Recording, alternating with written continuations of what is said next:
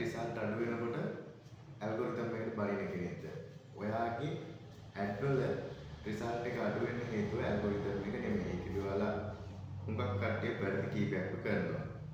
Result අඩු වෙන්න ප්‍රධානම හේතුව තමයි ඔයාගේ ස්ට්‍රැටජි එක ඔයා හරියට පාවිච්චි කරලා නැහැ. හරියට හදලා නැහැ.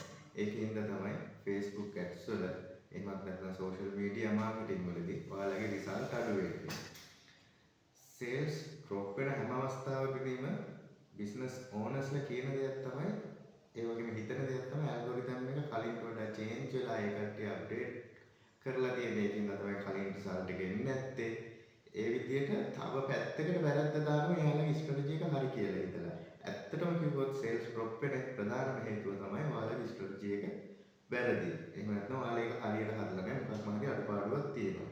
එතකොට ඔයාලා බලන්න ඕනි දේ තමයි ඔයාලගෙන්ම අහලා බලන්න ඔයා හරියට ඔඩියන්ස් එක සෙටප් කරාද?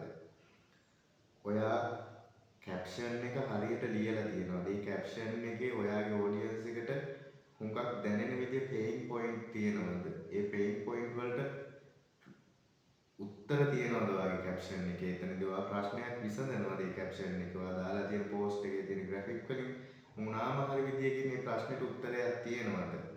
එහෙමත් නැත්නම් ඔයා ඔෆර් කරන දේ හුඟක් ස්ට්‍රෝංගද? නැත්නම් ඔයා ඔෆර් කරන දේ වීක් නම් ඔයා කොච්චර හොඳට පේයින් පොයින්ට් දාලා තිබුණත් වැඩක් නැහැ. මිනිස්සු ගන්නෙ නැහැ. ඔයා ඔෆර් කරන දේ වීක්. එතකොට මෙන්න මේ දේවල් හරියට නැතුව රීච් එකක් වුණා කියලා ඔයාගේ ඇඩ් වල හරිම රිසල්ට් එක ඔයාට හම්බ වෙන්නේ නැහැ. ඉතින් මේ විදිහේ හුඟක් දේවල් තියෙනවා Facebook මාකටිං වලදී අපි සලකලා බලන්න. ඉතින් ඔයත් මේ විදිහේ හුඟක් දේවල් දැනගන්න අපේ YouTube channel එකත් එක්ක එකතු වෙලා ඉන්න.